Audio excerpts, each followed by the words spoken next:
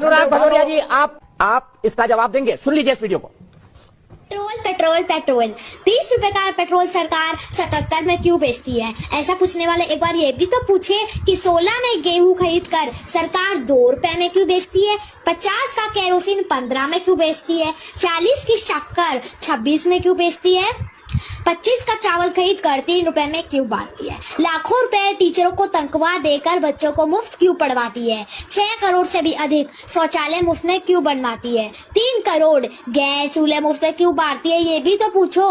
गुजरात के मोहनदास करमचंद गांधी राष्ट्र के पिता हो सकते हैं, जवाहरलाल नेहरू सबके चाचा हो सकते हैं, मायावती सबकी बहन जी हो सकती है, ममता सबकी दीदी हो सकती है, जयललिता सबकी अम्मा हो सकती है, सोनिया गांधी देश की बहू हो सकती है, केवल नरेंद्र मोदी इस देश का बेटा क्यों नहीं हो सकता? इतनी नफरत क्यों है भाई? दिक्कत ये नहीं कि दाल महंगी हो गई है, दिक्कत ये है कि किसी की गल नहीं रही।